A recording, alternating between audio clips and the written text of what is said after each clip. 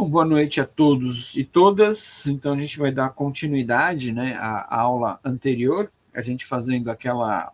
Mostrando a relação entre sociologia e psicanálise, que, né, é uma relação, como eu chamei na aula anterior, de tensa, mas necessária, que é uma relação que marca os primórdios dessas ciências, tanto a sociologia e psicanálise, como sociologia e psicologia.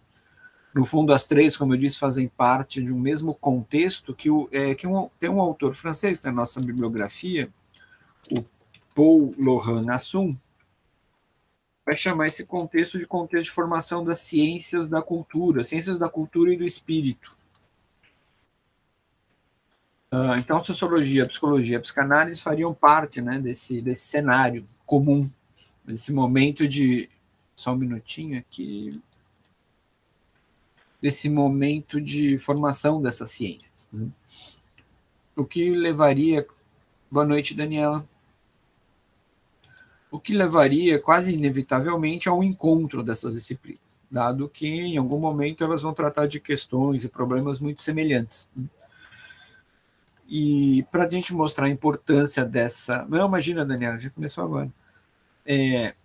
Para mostrar o quanto essa relação ela está posta desde os primórdios da sociologia até mais contemporaneamente, eu resolvi falar de dois sociólogos, um justamente clássico e um mais contemporâneo, também chamado de clássico contemporâneo, que é o Durkheim, né, Émile Durkheim, que está lá nos primórdios, um dos chamados fundadores da sociologia. Como eu disse para vocês, eu costumo brincar dizendo que o pai da sociologia é o Durkheim e o Comte é o avô da sociologia, né? E um que seria o representante de uma sociologia mais contemporânea, que é o Norbert Elias, e tentando fazer essa relação a partir de uma triangulação, na verdade, que é o Freud, né? Então, tentar entender essa relação a partir de um tripé, e o Freud estaria num dos vértices ligando, né, permitindo a ligação, a relação entre os outros dois. E na aula passada, a gente encerrou a aula falando ali do complexo de Édipo.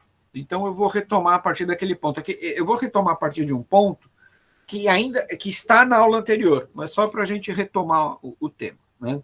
Então, a gente viu na aula passada que o complexo de Édipo ele funciona como uma espécie de metáfora da fundação da sociedade, né? Então, os filhos invejam o pai, né, porque querem ocupar o lugar do pai ao lado da mãe, e porque invejam o pai querem matá-lo. Mas, ao mesmo tempo que invejam o pai, também admiram o pai, né? Então, você tem uma relação em que os filhos aceitam, admiram e imitam a figura paterna, embora tenham o desejo de matar essa figura paterna, a figura da autoridade. Então, a gente tem aí, nos termos freudianos, uma espécie de mecanismo psicossocial que envolve o reconhecimento, o respeito e a introjeção da autoridade, o que permitiria, então, a partir, né, dessa introjeção, do reconhecimento, do respeito e autoridade, permitiria a formação do grupo social. Então, o que liga os filhos é uma relação de solidariedade contra o pai, que é essa figura ambígua, né, que é admirada, mas também, ao mesmo tempo, é alvo da inveja dos filhos. Então, um sociólogo como Roger Friedland, que eu citei na aula passada, ele vai dizer que o Freud parecia estar erotizando o poder, né? De qualquer maneira, né, talvez o grande ganho que o Freud nos traga é mostrar que a possibilidade da violência está sempre presente, né, a ponto, né, da fundação da sociedade ser o resultado de um ato de violência. Então, para o Freud, a eliminação completa da violência não está no horizonte, jamais. Para o Durkheim, essa possibilidade de eliminação da violência existe, né? Porque a violência ela pode ser contida para o Durkheim. Ela pode ser contida a partir do que ele chama de estado de efervescência que emana dos rituais totêmicos. Então, se criaria uma espécie de condição de efervescência em que você purga, de alguma maneira, você espia, né? Espia com X, espiaria, né, os pecados da sociedade, os seus vícios, os seus problemas, permitindo, então, a convivência social. Então, para o Durkheim, essa violência, a partir do ritual, ela é simbolizada. Ela não ocorre efetivamente, mas ela é simbolizada. E essa simbolização, essa ritualização, ela vai ser responsável pela construção das interações, pela construção da identidade do grupo, pela constituição de uma consciência moral coletiva. Então, para o Durkheim, como a gente até viu na aula passada, a vida em grupo ela é internalizada pelos indivíduos por meio de símbolos. Né? São esses símbolos que a gente vai internalizando e vai nos preparando para viver em sociedade, vai nos preparando para a vida social. Então, para o Durkheim, a adesão à ordem simbólica da sociedade ajudaria a conter, né, nossos impulsos mais naturais, como, por exemplo, o da violência. Porque as emoções, em algum grau, elas são transferidas para os próprios símbolos. Então, é esse símbolo, a internalização desse símbolo que permite que a gente contenha os nossos impulsos naturais, os nossos impulsos instintuais.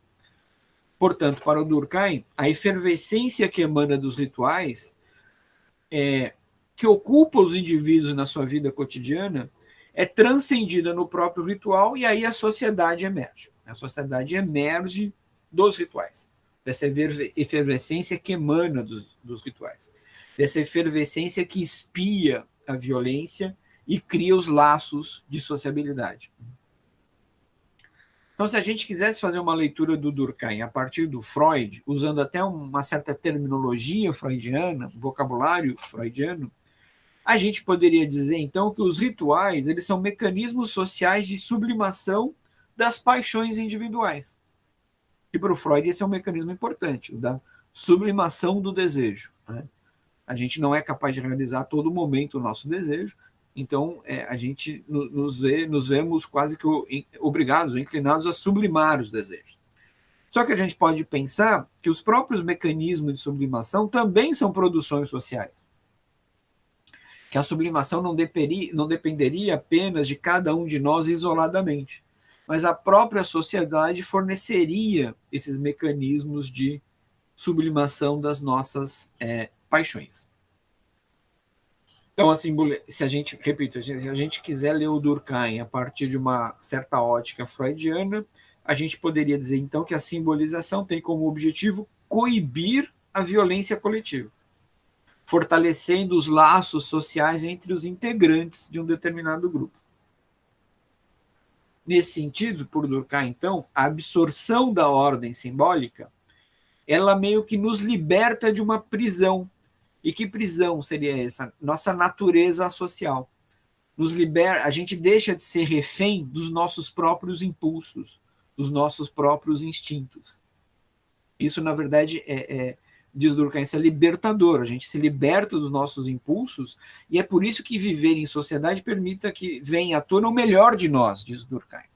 A vida em sociedade, ela estimula que nós nos melhoremos enquanto indivíduos, que nós nos aperfeiçoemos enquanto indivíduos. Quer dizer, a gente só consegue se autorrealizar plenamente como indivíduos, diz Durkheim, vivendo em sociedade. Se a gente não viver em sociedade, a gente não vai conseguir alcançar essa autorrealização. A autorrealização individual depende da vida social. Porque na vida em sociedade a gente é capaz de internalizar certos mecanismos que permitem que a gente vá controlando e coibindo os nossos impulsos, nos libertando, portanto, dessa nossa natureza instintual, impulsiva, violenta, egoísta. Então, diz um sociólogo chamado Chris Schilling, que a sociedade equipa, a palavra que ele usa é exatamente essa, equipar, né? Equipa os indivíduos, nos equipa com novas habilidades, inclusive essa de controlar os nossos impulsos. Boa noite, Raquel. Deixa eu colocar o nome do Chris Schilling aqui. Eu já até coloquei na aula passada, mas não custa repetir. Né? Ali no chat, o nome do sujeito, Chris Schilling.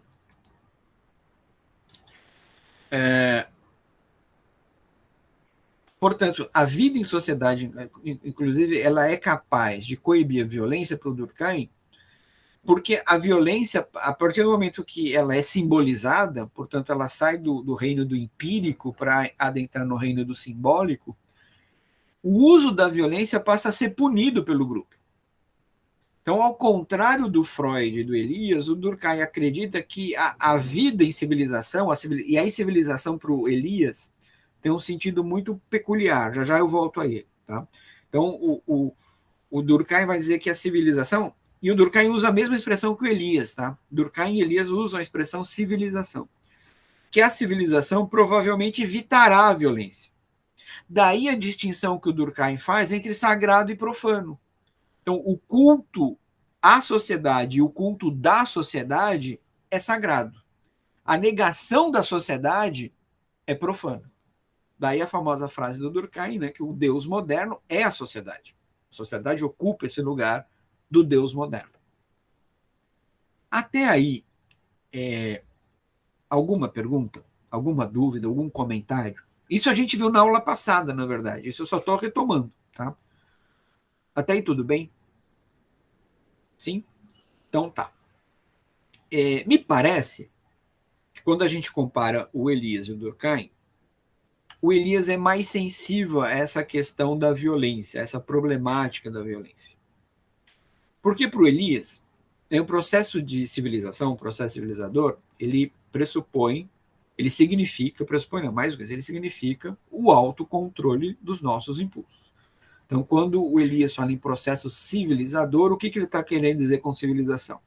Essa capacidade que a gente vai adquirindo ao longo do tempo, ao longo de uma curva extensa de tempo, ao longo da história, né? O Elias trabalha sempre com períodos de longa duração, nós vamos internalizando esses mecanismos de controle. Então, civilização para o Elias nada mais é do que a nossa capacidade de autocontenção dos nossos impulsos.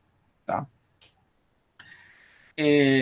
Então a gente sabe que para o Elias o processo de civilização envolve a restrição dos nossos impulsos mais irracionais e mais violentos. No entanto, para o Elias, isso não significa que a violência seja completamente eliminada. Como é para o Freud. Para o Freud não existe essa possibilidade. Para o Elias também não. E aí tem alguns autores que vão trabalhar com outro conceito. Eu vou colocar o nome de dois deles aqui. Um é um inglês, está vivo ainda, é um dos maiores especialistas em Elias no mundo, mas radicado na Irlanda. Ele vive na Irlanda, trabalhou na Irlanda, que é o Stephen Mennel, está aqui no chat. E uma outra autora é uma mexicana. Eu acho que eu coloquei o nome dela semana passada no chat, mas eu vou repetir, que é um nome complicado. Sobrenome é difícil. Rina Zabludovsky.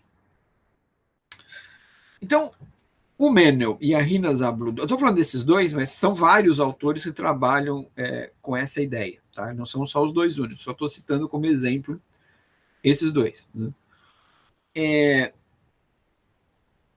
O Mennel e a Rina Zabludovsky, eles observam que os escritos do Norbert Elias não examinam apenas os chamados processos civilizadores, mas examinam também aqueles processos que envolvem uma violência exacerbada, que envolvem regressão, que envolvem, se a gente quiser usar o termo durkheimiano, anomia.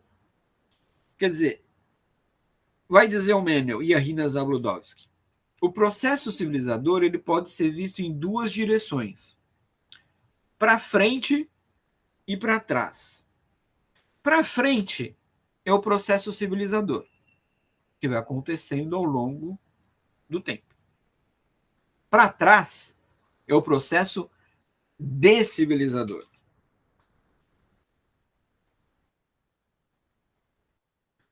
Então o Elias, provavelmente ele tem uma tríade de grandes livros.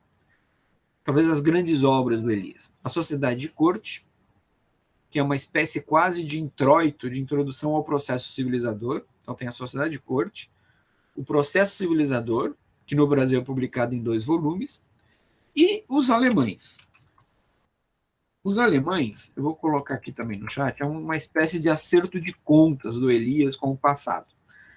Eu não sei se vocês sabem, mas o Elias escreve o Processo Civilizador às vésperas da Segunda Guerra Mundial.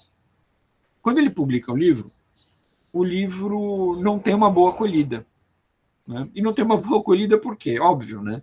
Ele está falando num processo de autocontrole dos impulsos e está estourando a Segunda Guerra. Né? O Holocausto. Aí as pessoas vão dizer, não, a tese está completamente furada. Né? Não tem processo civilizador. Olha só o que está acontecendo. Né? Então, o contexto histórico compromete demais a recepção do livro do Elias. Só que o Elias nunca disse, nem no processo civilizador, nem em nenhum lugar, que esse processo civilizador eliminaria a violência. Mas ele também nunca desenvolveu uma tese a respeito. Ele vai retomar isso com os alemães, que é um livro, se eu não me engano, alguém me ajude, é dos anos 60. Então ele é bem posterior, né, eu não lembro se é dos anos 60, deixa eu ver aqui, peraí. É isso mesmo, então é um livro do final dos anos 80, quase perto do falecimento do Elias, mas que é um acerto de contas do Elias com o passado. Né? É onde ele vai, então, pensar, e ele vai chamar ao longo do livro, ele usa mais a expressão processos de brutalização. Né? Então, esse livro, Os Alemães, é um livro que o Elias faz esse acerto de conta com o passado para tentar entender, tentar entender não, mais do que isso, mas para mostrar que o processo civilizador, ele nunca descarta o seu oposto, ele nunca descarta o seu contrário. Né? Aliás, essa possibilidade de um processo decivilizador ou de brutalização, como preferirem, faz parte do próprio processo civilizador. Então, para o Elias, a conquista da civilização, lembrando, tá? Como é que o Elias usa a noção de civilização? Com um processo de longa duração que implica o autocontrole dos nossos impulsos. A conquista da civilização nunca vai apagar completamente a descivilização. Mal comparando, é como existe no Freud a convivência entre a pulsão de vida e pulsão de morte. Mais do que isso. Para o Freud, como a gente vai ver na próxima aula, existe uma articulação entre as pulsões de vida e pulsão de morte. Uma, no fundo, não é o negativo da outra. Né? Elas se relacionam intimamente. Mal comparando, para o Elias, é a mesma operação. O processo civilizador e descivilizador, eles se articulam. Então, vai dizer o Elias, você pode ter, né, esses processos ocorrendo paralelamente, ao mesmo tempo, o civilizador e o descivilizador, ou você pode ter um resultando do outro. Né? O processo civilizador pode gerar o seu próprio contrário. E aí a gente percebe o quanto a posição defendida pelo Elias é baseada numa leitura muito atenta que ele faz do Freud. Né? Portanto, o Norbert Elias, assim como Freud, ele tá ciente dos custos da civilização. Né? E que os custos da civilização incluem os efeitos perversos da repressão. E, portanto, reconhece, consequentemente, a ambivalência do processo. Porque para o Freud é assim também. Né? Como está lá no Mal-Estar da Civilização. Viver em sociedade tem um custo emocional. E que não é pequeno. Né?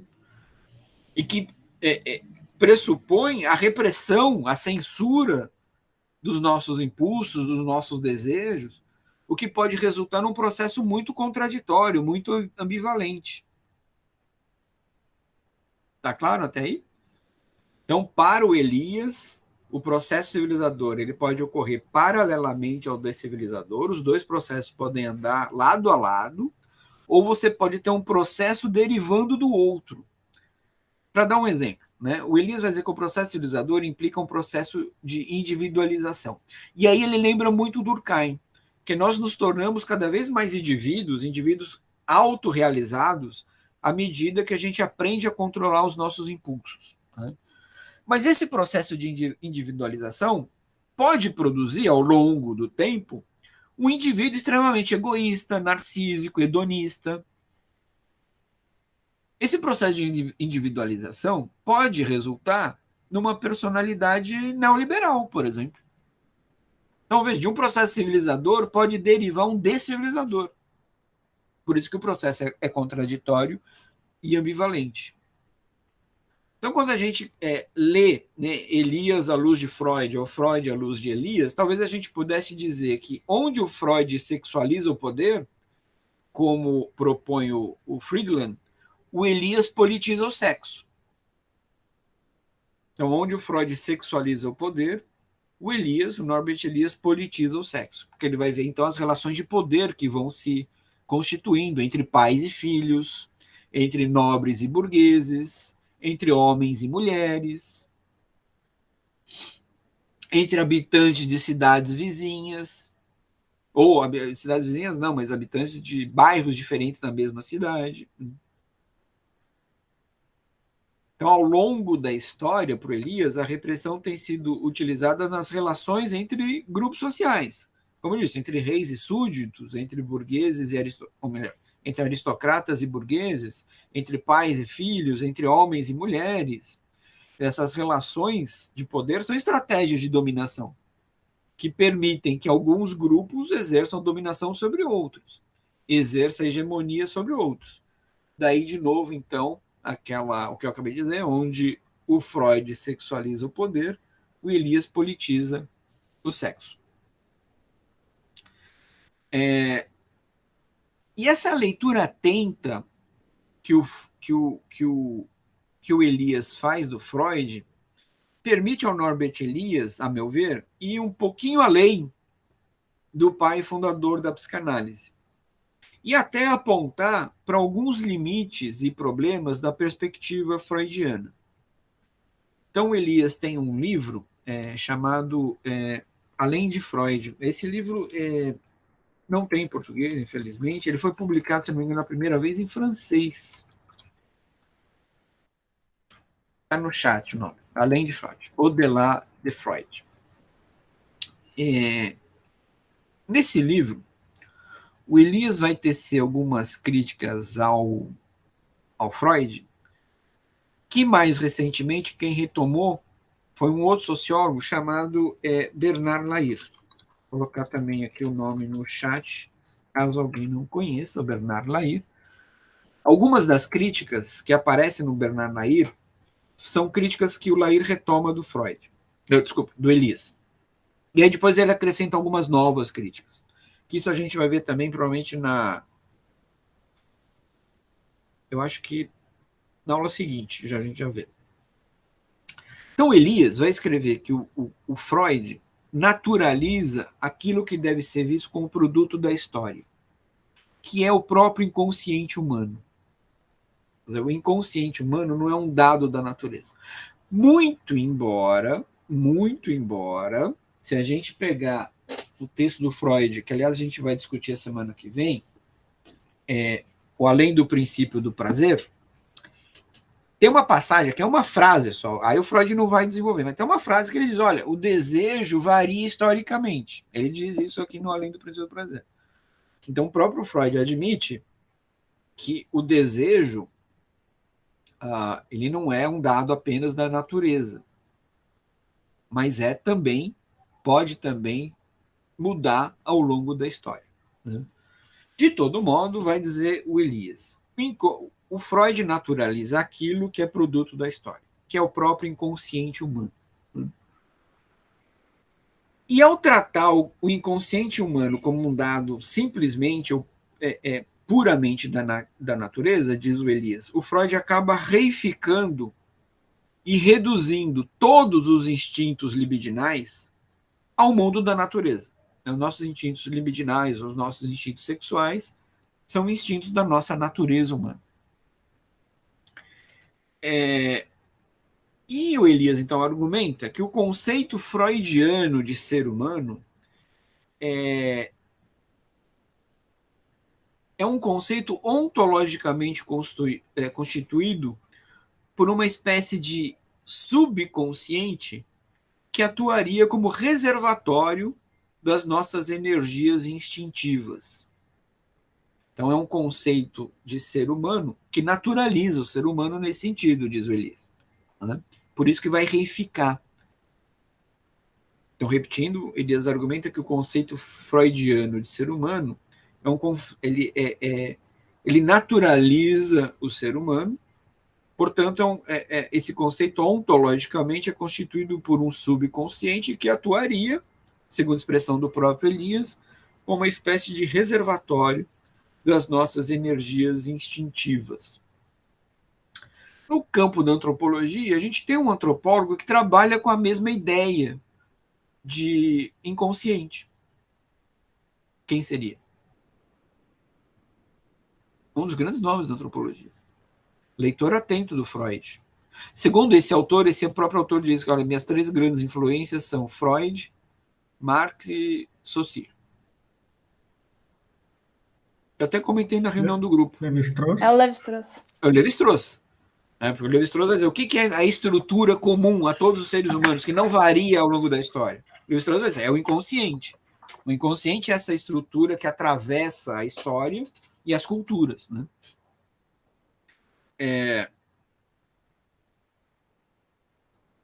Então, haveria essa espécie de reservatório das energias instintivas que hospedaria, então, as nossas instâncias psíquicas que impulsionam as pessoas. Né? Então, nesse reservatório estariam aquelas instâncias psíquicas que nos impulsionam. E aí, que instâncias seriam essas? Né? O eu, o supereu e o isso. O eu, o supereu, o isso, ou, se preferirem uma tradução mais qual palavra para isso? Mais consagrada, o ego, o superego e o id. Eu acho que eu coloquei isso no chat a semana passada, mas eu vou colocar de novo, tá? Então, eu para o Freud é o ego, o supereu é o superego e o isso é o id. Então, se vocês usarem... Lembrando que o próprio Freud nunca usou expressões ego, superego e id. Nunca. Ele usou eu, supereu e isso. Isso é fruto da tradução para o inglês dos textos em alemão do Freud. Mas para nós aqui não faz diferença. Usem ego, superego, id, eu, isso, não tem problema. Informaria, isso acho que alguém perguntou na reunião do grupo, né, se existe uma noção de estrutura no Freud. Tem. Isso formaria a nossa estrutura psíquica. A palavra, inclusive, depois eu fui ver, aparece no Freud. Essa nossa estrutura psíquica é formada dessas 3 instâncias. Né? Sendo que o superego, ou supereu, seria uma espécie de herança universal do complexo de Édipo, que é essa espécie, por sua vez, de mito fundador, né, de mito freudiano fundador da sociedade.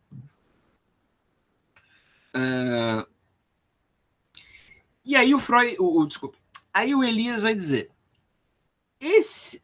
essa ideia do complexo de Édipo como mito fundador da sociedade, segundo Elias, não é satisfatória. Tá? Então vamos repetir o argumento. Então o superego é essa espécie de herança universal do complexo de Édipo. Porque a ideia não pode esquecer da importância da culpa, né, na formação dos laços sociais. Né? Então esse superego também nos leva à sensação, ao afeto de culpa, né, que é importante para a gente formar laços sociais. Bom, aí o Elias vai dizer, só que esse mito do complexo de Édipo como fundador da sociedade, ele é insatisfatório, diz o Elias. E por quê? Né? Porque, primeiro, a gente já disse aqui, falta contextualização histórica. Mas esse é um mito, você não tem evidência histórica nenhuma, ele é uma hipótese de trabalho. A gente até comentou na última reunião do grupo, né, que existe no Freud uma espécie de hobbesianismo. Né? A ideia de que o homem é o lobo do homem e para a gente viver em sociedade, então a gente tem que firmar um acordo que a gente passe parte dos nossos poderes a um rei, a um soberano, e esse soberano então concentra os poderes, o Estado, para poder nos controlar e então haver sociedade possível. Né? Só que no Hobbes, esse estado de natureza também não tem uma evidência empírica a respeito. Né? Quando que existiu esse estado de natureza em que o homem era o lobo do homem? Né? É uma hipótese teórica de trabalho. Falta evidência empírica também ao mito do complexo de Édipo. Então, para o Freud, também é uma hipótese teórica. Então, faltaria, segundo Elias, né, essa faltaria ao Freud essa substância histórica. O Freud ele não dá, ele não nos oferece nenhum tipo de explicação histórica, nem sobre a formação da sociedade, e mais, diz o Elias. O Elias acrescenta mais um elemento. Nem sobre como os processos de controle dos impulsos são transmitidos. Porque, veja, você tem o complexo. O Elias tem duas críticas aí. A primeira crítica. Né? Na verdade, as duas críticas têm um mesmo terreno, né? Partem do mesmo solo. Então, não há evidência empírica do mito do complexo de Édipo, né? Como esse mito fundador da sociedade. Então, precisaria historicizar isso, coisa que o Freud não faz. Mas não é só esse o problema, diz o Elias. Há um outro que o Freud não nos oferece nenhum tipo de explicação histórica sobre como os processos de controle dos impulsos são transmitidos. Que é todo o esforço, aliás, do Elias, de mostrar que esse processo de transmissão se dá por intermédio daquilo que o Elias chama de processo civilizador. No entanto, é possível a gente fazer a seguinte defesa do Freud. Primeiro, é possível argumentar que o superego corresponde à instância mais social do nosso sistema psíquico. Aliás, o Elias reconhece isso, né, que o superego corresponde àquela instância mais social do nosso sistema psíquico, de nossa estrutura psíquica. Né, o superego é aquele reservatório de regras morais, responsáveis para tentar controlar em alguma medida os nossos desejos, os nossos impulsos, enfim. Né? Mas há um outro argumento que a gente poderia oferecer como proteção ao Freud que o Elias não considera. Embora o Freud não fale explicitamente dos processos e mecanismos de socialização, como estão presentes no Elias e principalmente no Durkheim, né, quem é aluno e aluna das ciências sociais vai lembrar disso, né, que boa parte da sociologia do Durkheim é dedicada a entender como se dão os processos de socialização. Espera aí que está entrando mais gente aqui. Deixa eu permitir. Ainda assim, embora o Freud não desenvolva essa ideia, esse conceito da socialização, o Freud concede sim uma importância central à família. A família é um elemento importante no edifício teórico do Freud. O problema, aí vem uma crítica que a gente vai ver com um pouco mais de detalhe na próxima aula, uma crítica do Bernard Lahire, que é muito inspirada pelo Elias. E a crítica do Lahire é a seguinte, olha, o Lahire também reconhece que o Freud concede à família uma centralidade, uma nuclearidade, mas aí a crítica do Bernard Lahire, muito inspirada no Norbert Elias, vai dizer o seguinte, o problema é que o Freud também não historiciza essa família. Ele pega um modelo de família, que é aquela família burguesa, austríaca, do século XIX, e universaliza esse modelo, como se todas as famílias se organizassem como aquela. Né, como uma família burguesa, né, de classe média alta, europeia, branca, que é heterossexual. Então, o Lahire diz, ele utiliza esse modelo como um modelo universal de família. Então, teria um problema aí também. Então, deu para entender o argumento? Então, só para retomar. O Elias faz duas críticas ao Freud. Primeiro, falta uma explicação histórica quanto ao complexo de Édipo como mito fundador da história. Segundo Elias, né? Segundo motivo, segunda crítica. O Freud não explica historicamente como se dão os processos de controle dos impulsos, como esses processos são transmitidos de uma geração para outra, como pais e mães transmitem esses processos de controle dos impulsos para os seus filhos e para as suas filhas. Não existe essa explicação no Freud. No entanto, a gente pode usar dois argumentos favoráveis ao Freud. Um está no Elias, o outro não. Primeiro argumento, a gente pode argumentar que o superego corresponde à instância mais social do nosso sistema psíquico. Então, se o superego é uma instância social, portanto histórica, ela sempre vai existir. Então, a gente sempre vai ter grupamentos humanos em que um superego age, como esse reservatório moral que a gente internaliza. Então, a gente poderia dizer, não, mas o Freud aceita a existência de uma instância social que participaria, em alguma medida, em algum grau, desse processo de aprendizado dos controles dos nossos impulsos, dos nossos instintos. Então o Elias reconhece isso, mas ele vai dizer, mas ele também não historiciza o superego. É sempre o mesmo superego. Né?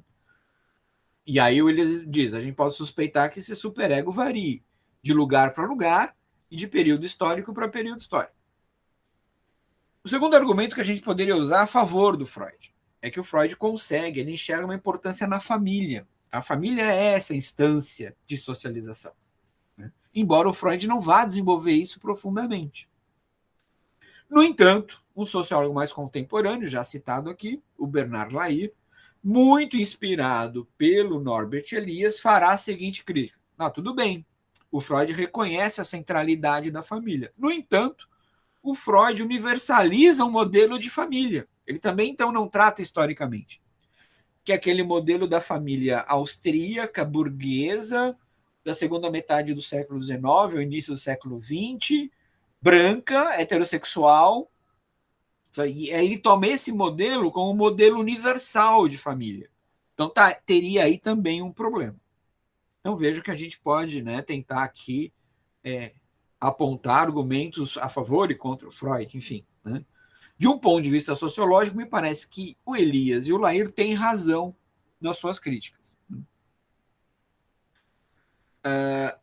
Então, essa falta de substância histórica no modelo freudiano, diz o Elias, faz com que a interpretação do Freud se torne essencialmente dualista. Por quê? Porque ele separa as pulsões como manifestações da natureza de um lado e a regulação das pulsões de outro. Então, o modelo, segundo o Elias, tá? Essa é a interpretação do Elias. O modelo de interpretação do Freud ele é dualista. Por quê? Porque vai separar as pulsões e a regulação das pulsões.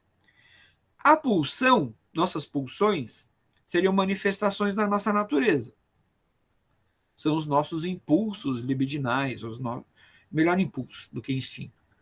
Seriam os nossos impulsos libidinais. A regulação das pulsões, por outro lado, é atributo da cultura ou da civilização. Então você teria natureza versus cultura no Freud. Tá claro isso? E para o Elias, o que acontece, eu acho, tá? Aí é uma coisa que a gente. É só um achismo, eu teria que me aprofundar nisso.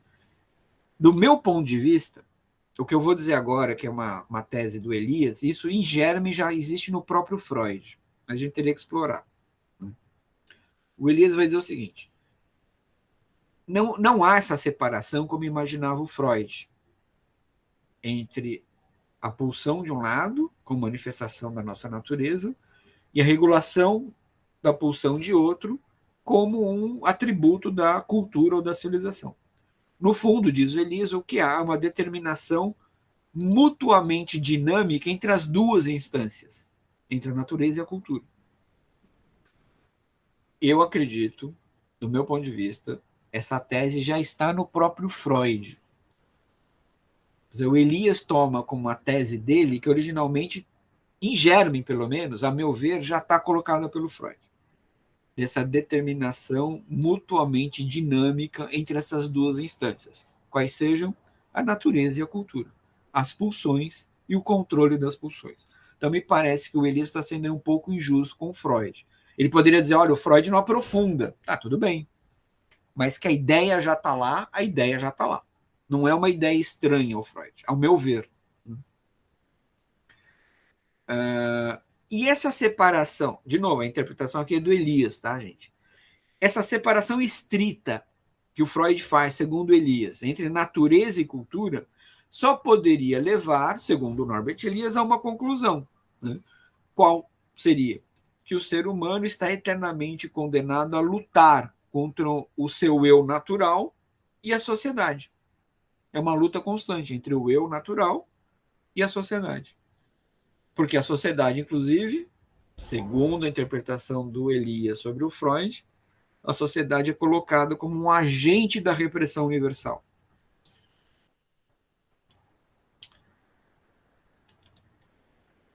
Tá claro isso? E aí, de novo, o Elias, a meu ver, tem e não tem razão. Né? Por que ele tem e não tem razão? Tudo bem, a gente pode enxergar no Freud essa luta entre o eu, entre o indivíduo e a sociedade. Mas é que para o Freud, toda a existência humana é atravessada e definida por conflitos. Isso eu até comentei na aula passada, né? Isso vai conferir à abordagem freudiana um caráter sempre agônico, sempre trágico. Né? O que não significa necessariamente que seja uma abordagem pessimista ou nihilista, necessariamente não é. Isso a gente vai ver com um pouco mais de calma na próxima aula. Né? Quer dizer, se há negatividade no pensamento freudiano, essa negatividade possui um poder impressionantemente criador, que é uma ideia que está no Adorno. E eu acho que o Adorno tira isso dessa junção que o Adorno faz entre Marx e Freud, da ideia da negatividade no Adorno. O que é a negatividade no Adorno? É uma visão niilista do Adorno sobre o mundo? Tudo vai acabar? Não, não é isso que o Adorno está dizendo. A negatividade ela tem o poder de criar coisas novas a partir da negação do que existe. Eu acho que o Adorno é assim, quando a gente pega, digamos, a grande tríade de autores dialéticos, né, o Hegel, o Marx e o Adorno, do meu ponto de vista, quem vai mais longe é o Adorno. O Adorno radicaliza essa dialética, né? Não é à toa que ele escreve um livro chamado Dialética Negativa, né? Eu concordo contigo, né? Ele é hegeliano, mas ele vai além, porque no Hegel tem um momento de conciliação, que é o Estado, né?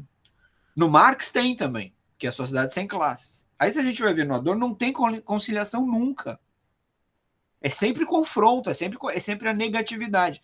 Mas, repito, para o Adorno, e eu acho que isso está presente já no Freud, essa negatividade ela possui um poder de criar, é um poder criador aí. É agônico, é trágico, mas é criador também. O Safatli tem razão. Acho que a leitura do Safatli sobre Adorno é correta.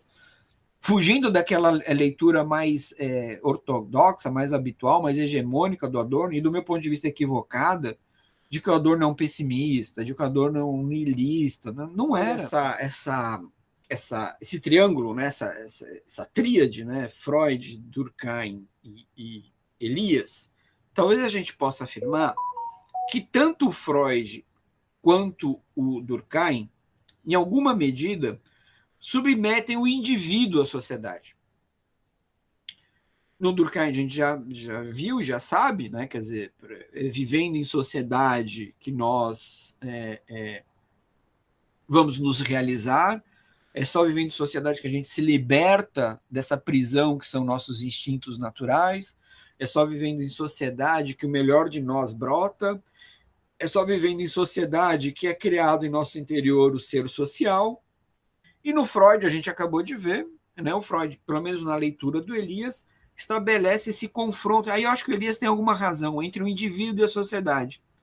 Né? Quer dizer, o indivíduo é o receptáculo dos impulsos e a sociedade é essa instância que fica nos censurando e nos controlando a todo momento. Né?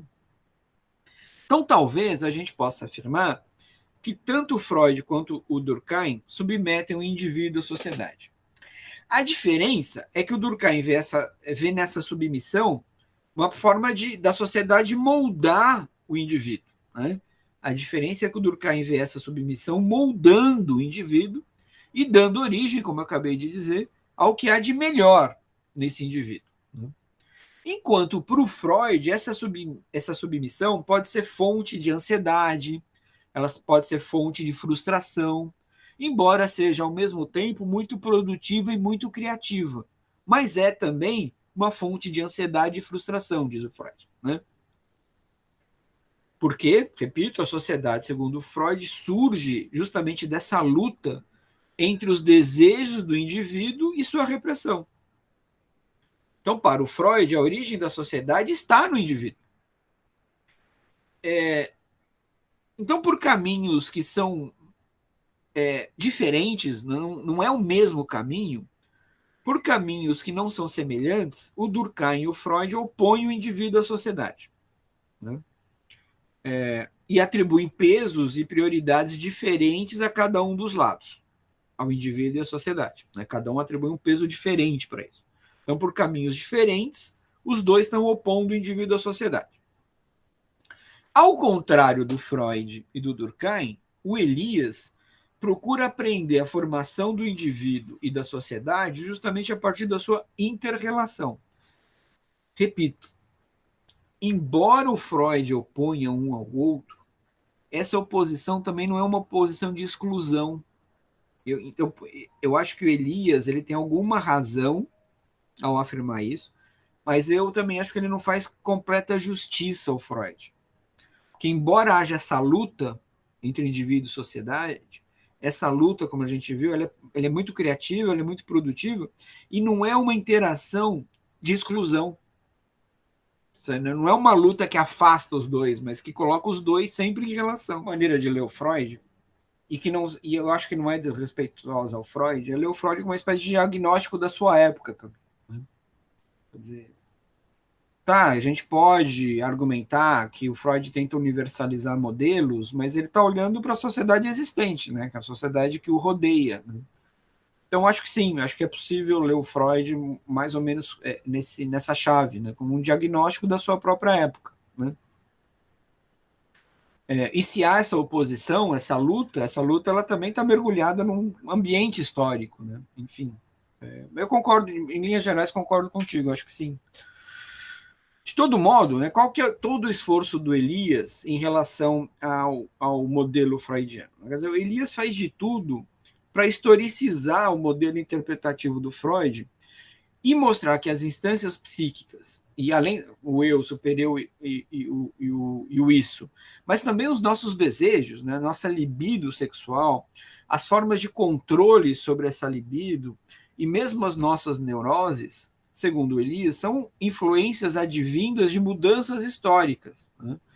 Então, o argumento do Elias é que há no Freud uma espécie de natureza humana constante e que ele, Elias, então rejeita a existência dessa natureza humana constante, né? Procurando historicizar todos esses elementos. No entanto, né, apesar das diferenças importantes entre o Freud e o Elias, que o próprio Elias faz questão de mostrar, né,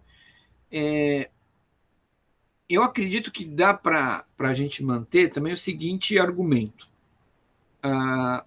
de que, em sua teoria do processo civilizador, Elias incorpora, como ele mesmo admite, o que ele descreve como uma das descobertas mais importantes do Freud, que é a ambivalência dos sentimentos.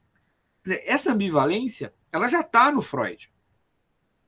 E eu acho que esse é o ponto de partida do próprio Elias. Essa ambivalência dos sentimentos. Essa contradição dos sentimentos que pode ser transformada para essa contradição dos processos civilizadores e descivilizadores.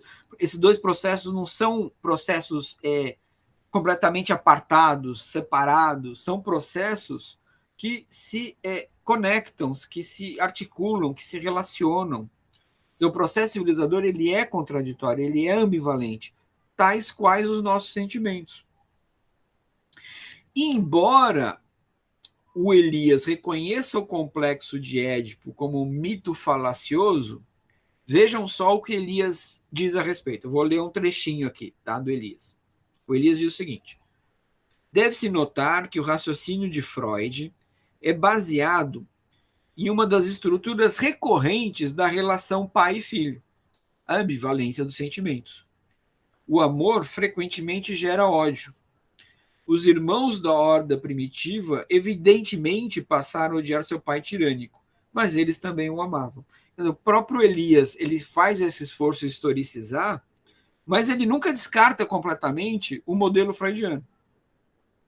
O problema do modelo freudiano para o Elias não é o modelo em si, mas talvez seja a falta dessa substância histórica que o Elias quer conceder ao modelo. Como você notou, que essa ambivalência que o Elias, né, mostra na relação indivíduo e sociedade, e mesmo nos processos civilizadores que resultam em descivilizadores, e descivilizadores que resultam em civilizadores, que essa ambivalência, essa contradição já está no Freud, já está no modelo freudiano. Existe uma leitura equivocada do Elias nesse sentido e que ganhou expressão, né? Ganhou importância, que é essa ideia de que você tem um processo civilizador, ele para começar um descivilizador. É como se o processo descivilizador fosse uma interrupção do processo civilizador, né? Essa ideia nunca teve no Elias. Tudo bem, a gente pode não dizer, mas no processo civilizador isso não está claro. Tá, pode não estar claro, mas ele nunca disse, o processo de brutalização implica a interrupção do processo de civilização.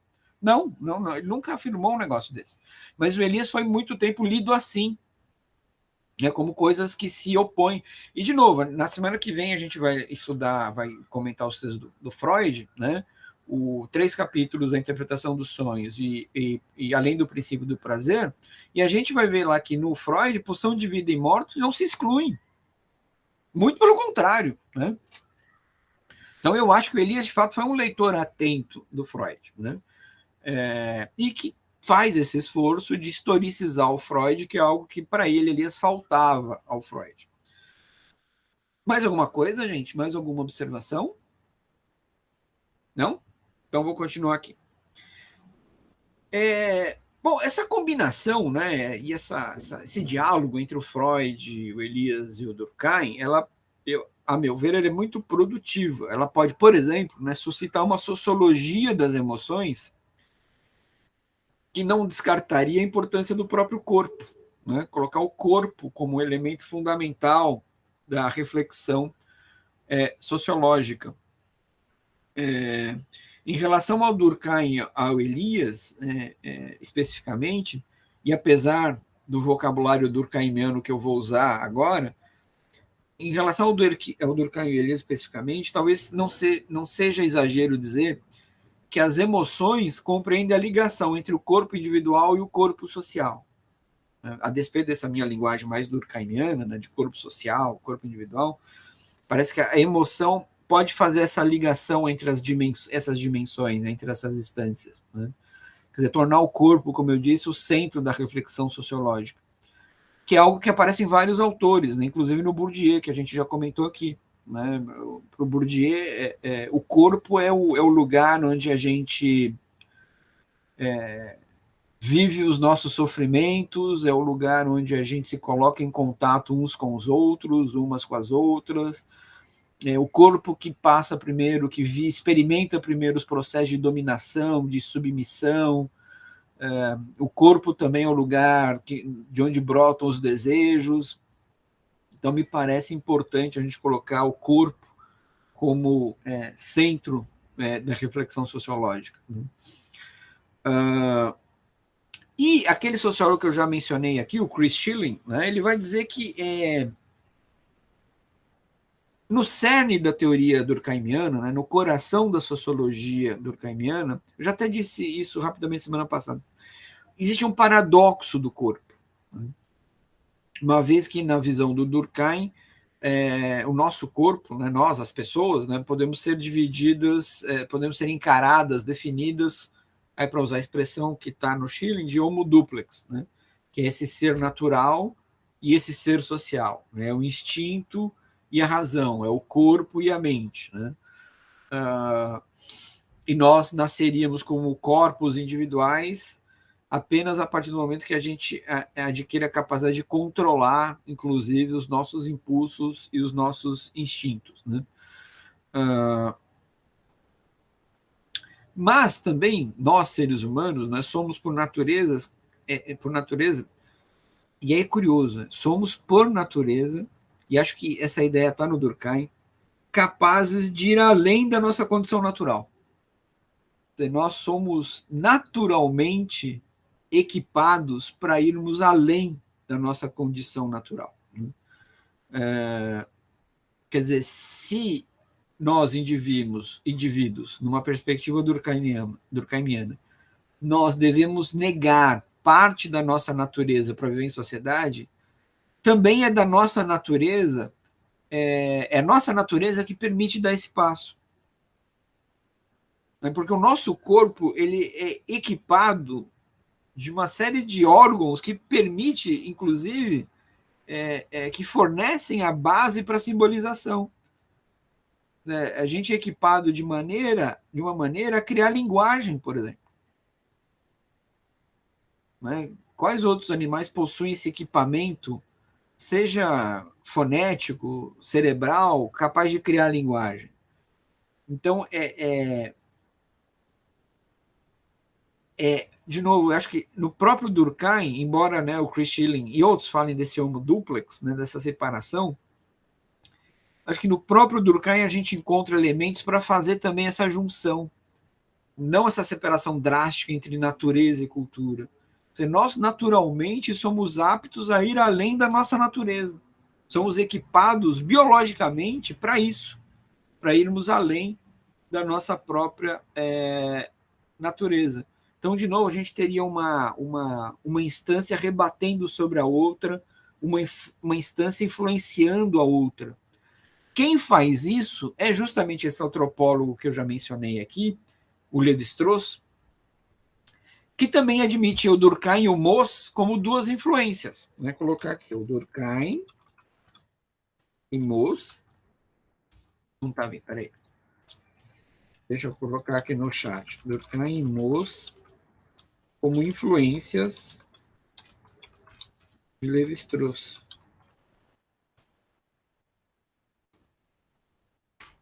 O Lévi-Strauss, embora estruturalista, né, ele não opera uma separação radical entre natureza e cultura. Né? Para o Lévi-Strauss há uma relação de continuidade entre natureza e cultura. E acho que essa ideia da continuidade já estava também em germe no Durkheim e no Mauss, no Marcel Mauss, sobrinho do Durkheim. Né?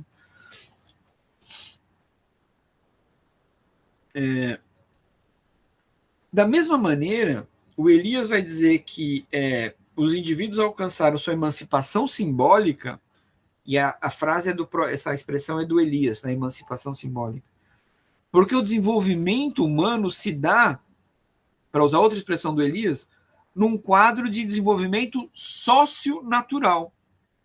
Em um quadro de desenvolvimento, para usar outra expressão do Elias, socio-biológico.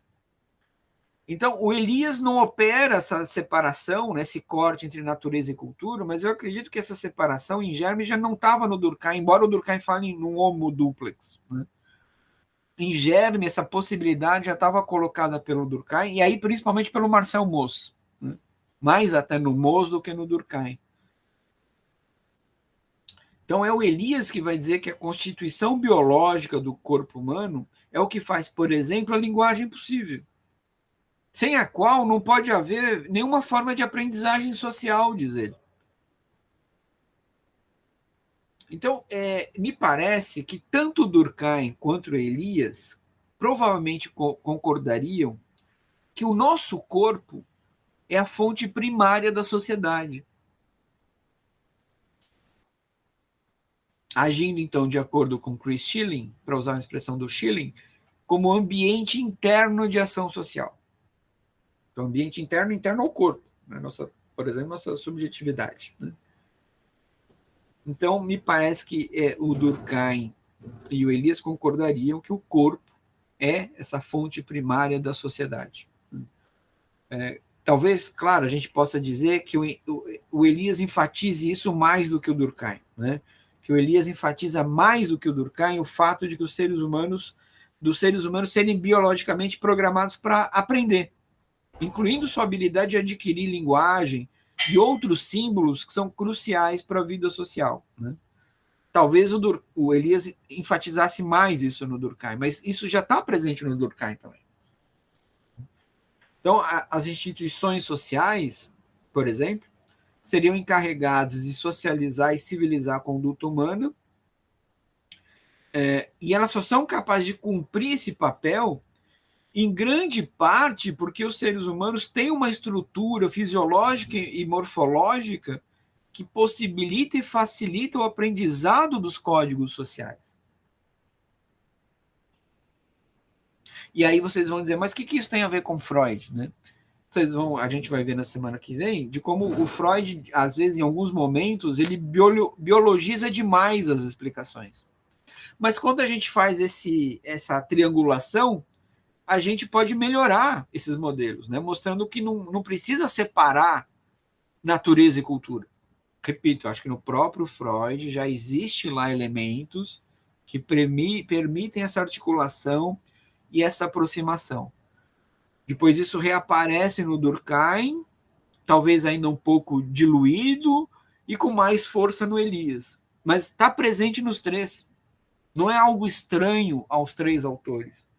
Repito, a gente pode dizer que talvez um valorize mais que o outro, um invista mais num tipo de interpretação do que no outro, mas que a ideia não é estranha a nenhum dos três, nem ao Freud, nem ao Durkheim, e muito menos ao Elias. Essa ideia de que o corpo ainda é o meio pelo qual a vida social é inicialmente estruturada e civilizada.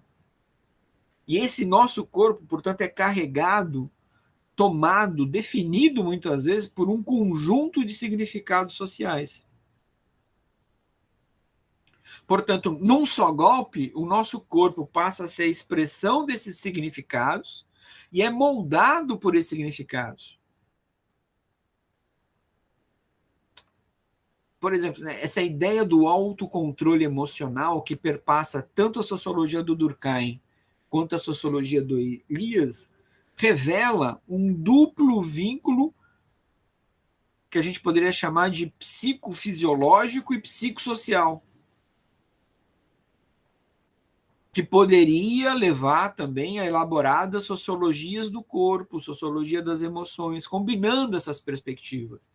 Quer dizer, se talvez a gente não consiga derivar diretamente uma sociologia do corpo ou das emoções a partir dos autores tomados isoladamente, se a gente combina as perspectivas, aí sim a gente pode derivar sociologia do corpo, sociologias, né, do corpo e das emoções. Tá claro até aí, gente?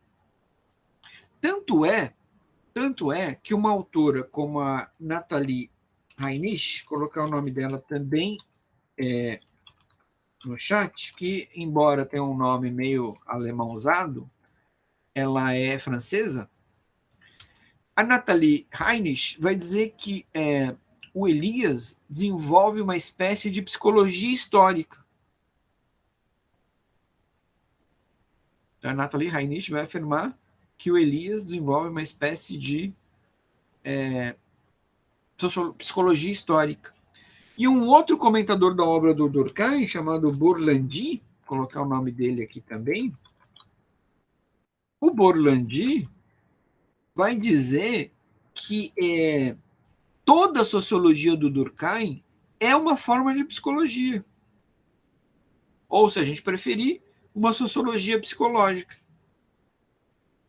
Então, vejam, como esses elementos, de alguma maneira, já estão presentes nos autores, a ponto de dizerem que o Elias desenvolve uma psicologia histórica ou o Durkheim desenvolve uma sociologia, que a sociologia é uma... Aliás, o Durkheim dizia isso, né? Literalmente, que a sociologia era uma forma de psicologia. E aí o Borlandi vai dizer, não, então a gente pode pensar que a partir do Durkheim a gente possa construir uma sociologia psicológica. E não é à toa que esses dois autores, tanto Durkheim quanto Elias, são duas referências decisivas para o Bernard Lahire.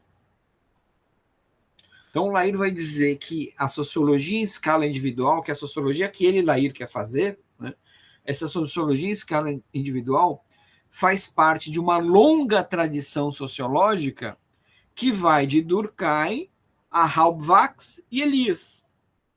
Vamos colocar aqui de novo. Temos alunos que não são da sociologia, então não tem obrigação de conhecer esses autores, tá? Então vamos lá. Deixa eu ver se eu estou escrevendo direito aqui. Não, não estou. É difícil escrever o nome do Halbwachs. Vocês não acham? Eu acho que eu escrevi certo. Então, mais uma vez, tá? O que o Bernard Lahire, já comentado tantas vezes aqui, diz? Ele afirma que a sociologia em escala individual, que é a sociologia que ele, Lahire, se propõe a fazer, faz parte de uma longa tradição sociológica que vai do Durkheim ao Halbwachs e Norbert Elias. Então, para o Lahire, né, os indivíduos são multissocializados e multideterminados, carregando uma herança de hábitos mais ou menos heterogênea que determina a pluralidade interna dos atores sociais. E aqui é hábitos mesmo, tá? Não é hábitos igual o do Bourdieu. Tá? Então, o Lahire escreve que os indivíduos são multissocializados e multideterminados, carregando uma herança de hábitos. Eu vou colocar aqui também, para não ter erro. Tá? Essa expressão é do próprio Lahire. Herança de hábitos, não habitus, como é no Bourdieu. A herança de hábitos, que ela é mais ou menos heterogênea e que vai determinar, portanto, a pluralidade interna dos agentes. Então, visto que todos nós somos portadores de uma ampla gama de propensões, todos nós somos indivíduos plurais. Agora, como que o Lahire chega a essa sociologia à escala individual, a ideia do ator plural? Ele vai, né, o Lahire vai combinando várias referências e principalmente Durkheim, Elias, mas também Freud. Não é à toa que o Lahire vai escrever um livro chamado A Interpretação Sociológica dos Sonhos. Porque se a referência dele é Durkheim e Elias, inevitavelmente isso passa pelo Freud. Então não tem como descartar o Freud. Não tem como fazer de conta que o Freud não existe. Tá claro isso? Então, talvez o Lahire seja hoje um representante contemporâneo mais bem-sucedido dessa sociologia psicológica, que remete não só ao Durkheim, mas ao próprio Elias. E se a gente está falando de uma sociologia psicológica, não tem como não remeter ao Freud. Tá claro isso, gente? Então, Bernard Lahire, repito, talvez seja hoje o representante mais bem-sucedido dessa corrente da sociologia que se convencionou chamar de sociologia psicológica. Uma sociologia que tem origem no Durkheim, passa pelo Halbwachs até chegar no Norbert Elias, mas que deve muito também ao Freud, que não deixa de ser, mesmo que a gente chamasse aqui de uma herança indireta, mas é também uma herança indireta do Freud. O Freud é também uma referência para o Lahire. Tá claro? Então não é à toa que as duas últimas aulas eu tentei construir essa triangulação. Não só porque Durkheim e Elias vão aparecer em vários textos que a gente vai ler, ou que vocês já estão lendo, ele vai aparecer no Laurent Assun, vai aparecer no Eugène Henriquez, mas por que aparece? Né? Aparece porque são autores que estão justamente fazendo esse esforço de aproximação de áreas, né? Que vai resultar numa sociologia muito peculiar que o Lahire chama de sociologia psicológica, mas que também se desdobra numa outra forma de sociologia, que é a sociologia clínica. Já ouviram falar em sociologia clínica? A sociologia clínica, parte dela é o efeito desse cruzamento, dessa combinação entre psicanálise e sociologia, ou psicologia e sociologia. Tá claro? Então não é à toa essa triangulação entre Durkheim, Elias e Freud. Ela tem uma razão de ser. Não só porque são autores que, ao longo da nossa cadeira, do nosso curso, vocês vão se deparar, né? Muitos outros autores citam Durkheim e Elias, mas porque ele é uma referência importante para a constituição dessa área chamada sociologia psicológica, que tem no Lahire talvez o seu representante mais bem-sucedido.